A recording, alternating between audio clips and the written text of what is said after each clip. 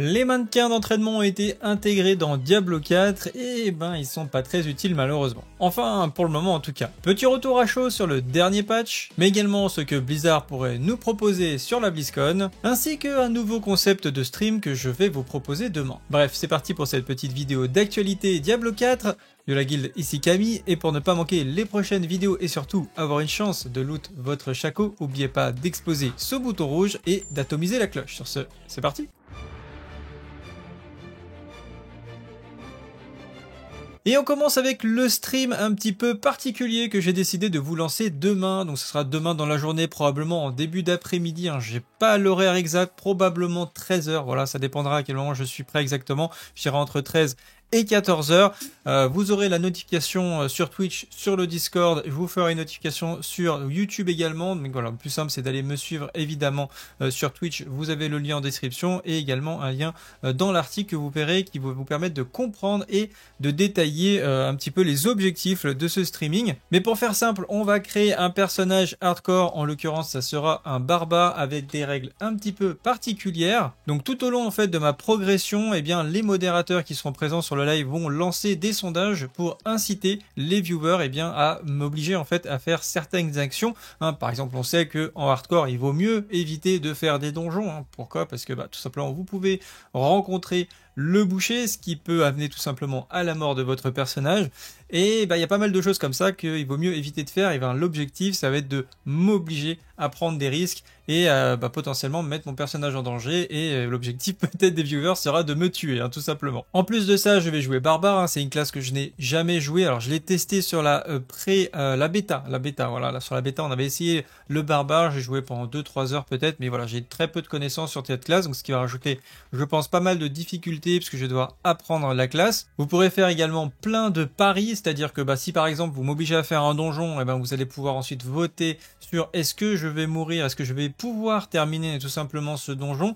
Et si vous misez en fait vos points de chaîne, ces points de chaîne pourront être utilisés pour influencer les prochains votes, c'est-à-dire que si vous avez beaucoup de points de chaîne, vous avez plus de poids dans les différents votes. Voilà, c'est en proportion de votre participation et puis de la chance que vous aurez aussi sur les différents pronostics. Au niveau du règlement, tout simplement, je vais jouer la classe de barbare comme je l'ai dit. J'aurai le droit de fuir si j'estime que la situation est impossible. Par exemple, je suis level 10, je suis obligé de faire un donjon et j'entends le boucher et j'ai le choix d'essayer de fuir. Évidemment, fuir au boucher dans un donjon, c'est pas franchement évident pour ceux qui connaissent bien ce boss. C'est pas impossible, on peut le kiter, on peut arriver à parcourir une certaine distance, donc peut-être que j'arriverai à m'enfuir, peut-être que j'aurai l'équipement pour le tuer, mais voilà, dans certaines situations, je peux essayer de m'enfuir. Pareil, on ne fera pas de world boss parce que y a pas beaucoup de monde en hardcore. Je risque de me retrouver tout seul face au world boss. Peut-être si on arrive dans un très haut niveau, peut-être qu'on pourra tenter des world boss en solo. Mais là, en début de jeu, c'est quasiment impossible à faire. Donc voilà, quand il y a des situations que j'estime vraiment impossibles, on ne les fera pas parce que tout simplement, ça sera pas drôle. Je vais juste me suicider et point barre. Après, pour le reste des situations, j'aurai l'obligation de suivre les votes. Ça peut être m'obliger à faire une quête ou un event, etc. Au niveau de la difficulté, je pourrais choisir la difficulté, donc le world tier, pour faire simple, de mon choix. Donc je commencerai en World Tier 1, mais en fonction des événements et du soutien de la chaîne, ça va rajouter du temps et ce temps, je vais devoir le passer dans le niveau de difficulté le plus élevé possible. Donc si je suis en début de jeu, ça sera passer du World Tier 1 vers le World Tier 2 de manière obligatoire pendant une certaine période de temps. Donc ça peut être des subs, des donations, des bits, des choses comme ça. Et ça m'oblige du coup à me pousser dans la difficulté. Et pareil, si je suis dans les difficultés avancées, si j'ai le 3 et le 4 de débloquer, je suis obligé de jouer en 4. Je ne peux pas venir farmer en 3 par exemple. Également, on ne fera pas de PVP.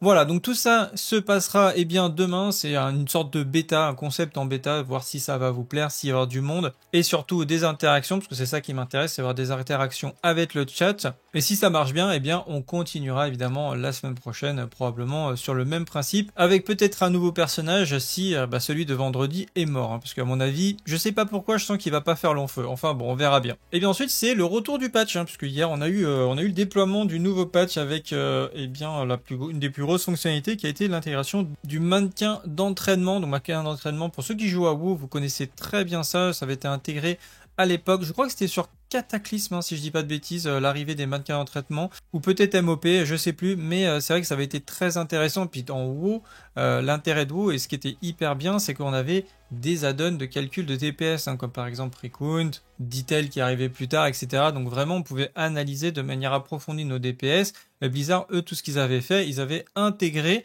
des mannequins et tout le monde était content. Ils ont fait exactement la même chose sur Diablo, ils ont mis des mannequins et ils se sont dit tout le monde va être content. Oui, mais sauf que là, on n'a pas d'add-on, pour calculer notre DPS, etc.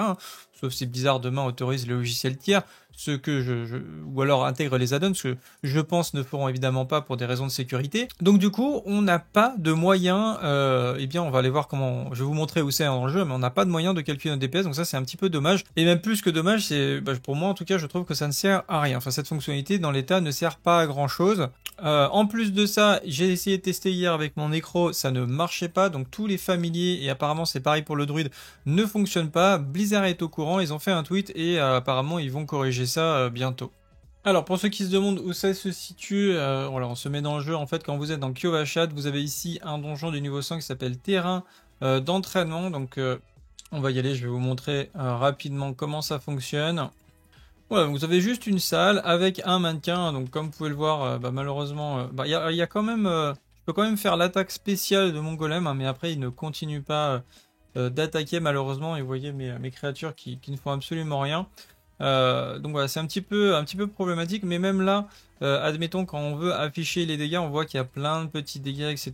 Je vais avoir beaucoup de mal à me représenter mon DPS, donc certes, je peux voir que j'ai des 34 000 qui pop, voilà, j'ai des dégâts.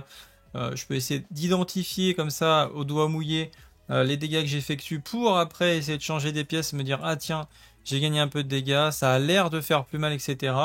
Mais on n'aura aucun moyen finalement d'être assez précis à ce niveau-là. Ce qui aurait été vraiment bien, c'est d'afficher par exemple ici une nouvelle petite fenêtre ou un chiffre ou un truc qu'on pourrait régler tout simplement dans l'interface, donc de le faire apparaître ou pas. Moi je pense que ici ça serait vraiment pas mal et on verrait tout simplement DPS moyen. Quand on n'attaque pas après une certaine période de temps, ça s'arrête, ou alors on peut mettre un bouton réinitialiser le DPS et ça va calculer en fait vraiment nos dégâts par seconde, hein, tout simplement. Et là on aurait une vraie méthode de calcul. On fait des dégâts pendant les 30-40 secondes avec un petit timer. On verrait par exemple, voilà, on fait start et on met un petit timer. Et comme ça, on sait qu'on a fait 34 000 DPS pendant 5 minutes. On refait le même test et je vais aller dans mon coffre. Je vais changer 2-3 pièces pour me faire une petite idée. Et je vois que je fais finalement plus que 30 000 DPS. Et donc du coup, ok, effectivement, le proc de cette unique est beaucoup moins intéressant que finalement mettre juste un aspect qui va augmenter les dégâts en pourcentage. Donc ça serait vraiment très très utile. Et dans l'état, pour moi, les mannequins d'entraînement ne servent pas à grand chose. Vous pouvez ici, avec un PNJ, changer le type de boss, vous pouvez changer son niveau et surtout en mettre plusieurs, donc ça peut être pas mal parce que si on veut tester des builds un peu cleave, le fait d'avoir 5 cibles comme ça c'est pas mal, ça permet de voir vraiment l'efficacité du cleave, mais encore une fois sans afficher le DPS, hein, regardez il y a des dégâts partout, franchement ça veut absolument rien dire. Ce qui aurait pu être aussi pas mal comme amélioration, donc là on voit qu'il y a une zone par exemple où il n'y a rien du tout, ça aurait pu être bien de me rajouter un mob, un PNJ qui attaque quand on s'approche avec un système de réglage par exemple pour dire ok je veux setup un mob qui me tape comme s'il était level 100, level 150, etc. pour pouvoir tester des notions comme de l'armure, etc. et de monter ou descendre ses caps d'armure afin de se rendre compte à quel point on va être tanky avec tel ou tel build. Pourquoi pas changer la nature de ses attaques si on met du feu, du givre, de la foudre. Ça aurait pu être pas mal, voilà, un PNJ qui nous attaque et qui tape. Ça pourrait être aussi intéressant. Après c'est peut-être moi, hein, peut-être que vous trouvez ce système de mannequin intéressant. Dites-moi en commentaire si vous trouvez ça bien en l'état ou est-ce que il faudrait que Blizzard tout simplement aille un petit peu plus loin dans la démarche. On va dire qu'aujourd'hui ça a le mérite d'exister, au moins il y a quelque chose dans le jeu qui existe, qui part à peu près dans la bonne direction, mais je pense que voilà, il y a pas mal d'améliorations à apporter.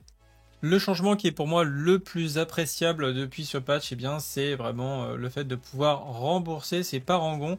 Vous avez ici donc un petit tableau récapitulatif de combien ça va vous coûter votre heure actuelle. Donc là, ça me coûterait 5 millions pour réinitialiser le parangon, ce qui est un prix vraiment tout à fait raisonnable. On est très loin de ce que ça nous coûtait au début du jeu et Blizzard avait fait rétro-pédaler à ce niveau-là. Donc ça, vraiment, je trouve que c'est une très très bonne décision. Et évidemment, ce qui serait le cran au-dessus, quelque chose qui serait le plus intéressant, c'est d'avoir, en plus de ce bouton de réinitialisation, d'avoir un système de multi ou double spécialisation ou de loadout comme on connaissait sur Diablo 3 je crois, qui vous permet d'avoir plusieurs spé. Donc ça, voilà, on aurait un petit bouton spé 1, spé 2, spé 3 et puis là comme ça quand j'appuie sur 1 et ben ça me charge mon profil 1 avec mes objets etc. Pour peu que je sois à mon coffre ça va les chercher automatiquement. Si j'appuie sur 2 hop ça va charger mes parangons 2, mes talents 2, mon set 2 etc. Et comme ça je peux me faire un build par exemple spécifique pour le monocycle, pour Lilith admettons. Je peux me faire un build pour le PVP et je peux me faire un build pour le PVE, pour les donjons de cauchemar, ce qui permet de démultiplier l'intérêt qu'on va avoir sur un personnage en proposant sur la même classe d'avoir plusieurs spécialisations et donc de travailler plusieurs builds, de les farmer pour plusieurs builds, etc. Vous allez me dire on peut le faire aujourd'hui mais c'est extrêmement compliqué. Il faut aller d'abord farmer les objets au préalable, les stocker dans un coffre où on n'a déjà pas beaucoup de place et puis ensuite il ne faut pas en oublier, il ne faut pas en supprimer, il faut supprimer les parangons, tous les replacer, refaire l'arbre de compétences, etc. etc. C'est pas des choses fun à faire je pense dans un jeu vidéo, voilà, c'est pas amusant. Autant avoir un système qui existe déjà dans certains jeux dont ceux de Blizzard qui permet de le faire assez rapidement. Donc voilà, j'ai hâte qu'ils nous fassent une petite annonce sur le retour du système de loadout qu'on connaît sur je pense Diablo 3 et peut-être pourquoi pas même une version améliorée sur Diablo 4, ça ferait pas de mal. On notera aussi le fait qu'ils ont buffé les Uber Uniques, ça avait été, enfin je vous l'avais annoncé dans la dernière vidéo, mais je pensais pas qu'ils amélioraient les Uber Uniques qui ont déjà été droppés, puisqu'ils ne l'avaient pas fait dans un patch précédent, sur la saison 1 je crois, vous avez apporté des corrections sur certains objets uniques, je crois que c'était de mémoire témérité, des choses comme ça, et du coup cette fois, il fallait les redropper pour avoir la bonne version, cette fois ça a été rétroactivé, donc du coup tous ceux qui avaient des Uber Uniques auront la chance et seront très heureux, je pense que de voir leur Shaco par exemple qui sera au niveau de toutes les stats et c'est bien les affixes et l'aspect qui est lié au Shaco ou à tous les autres Uber Uniques qui sera vraiment au potentiel maximum. Donc ça c'est vraiment une très très bonne nouvelle. Donc voilà, je suis content pour ceux qui devaient penser que malheureusement ils devraient redropper leur Uber Unique. Et ben non, rassurez-vous, vous allez avoir la puissance maximum directement. Pour finir avec la BlizzCon, Blizzard va sûrement nous faire de grandes annonces pour Diablo 4, donc évidemment pour la saison 3, je suis assez curieux de voir ce qu'ils vont nous proposer. Je pense qu'ils vont mettre en avant le système de classement, même si on ne sait absolument rien. Bon, on peut peut-être se baser sur ce qui avait été fait sur Diablo 3, avec probablement des systèmes de vitesse pour clean certaines failles ou clés ou sigil, vous avez appelé ça comme vous voulez. Ou alors ils vont trouver d'autres mécanismes, d'autres systèmes qui vont permettre d'évaluer votre personnage et de faire un classement avec ça. Ça pourrait être pas mal d'avoir un système inédit, peut-être un système de vagues, vous êtes dans une arène et on vous envoie des vagues de monstres, il faut tenir le plus longtemps possible, aller plus loin, ou tuer des boss le plus rapidement possible, ça peut être aussi intéressant. Probablement des grosses informations à venir sur la prochaine extension qui devrait arriver aux alentours de la saison 5. Je rappelle, il y a une nouvelle saison toutes les 3 mois, donc forcément vous en avez 4 par an, et du coup le début de la 5e devrait marquer la sortie de la prochaine extension avec, je pense quasiment sûr, une nouvelle classe, une nouvelle zone et probablement plein d'autres activités. Ce qu'on ne sait pas trop, c'est est-ce qu'elle va être payante ou pas. Je pense que la plupart des gens sont convaincus que ça va être payant, mais comme on a une fusion avec Microsoft, ça serait quand même très très bien de leur part de la faire gratuite et de l'intégrer un petit peu comme une saison, et là ça serait vraiment un gros carton à mon avis pour faire revenir beaucoup de hype et changer aussi l'image on va dire de Blizzard qui est quand même assez ternie depuis les dernières années. Vous avez demandé d'ailleurs, je vous avais posé la question, quelle classe finalement pensez-vous qui devrait être ajoutée lors de la prochaine extension, et vous avez été très nombreux à voter pour le paladin, en deuxième position le moine, l'Amazon et le féticheur qui étaient à peu près ex aequo, et après on a eu d'autres suggestions dans les commentaires avec notamment par exemple la classe qui avait été ajoutée sur Diablo Immortal ou d'autres classes. On parle du Spiritborn aussi, beaucoup dans les commentaires qui avait été dataminé, même si on ne sait pas vraiment si c'est en rapport avec un nouveau personnage qui serait un personnage jouable ou un personnage du lore qui s'appellerait le Spiritborn. Donc moi je ne sais pas vraiment si c'est le nom de la nouvelle classe, c'est tout à fait possible, ceci dit. En tout cas beaucoup aimeraient bien voir le retour du paladin et je pense que j'en fais partie. Ça sera d'ailleurs l'occasion pour Enip de nous faire un joli guide à ce niveau-là.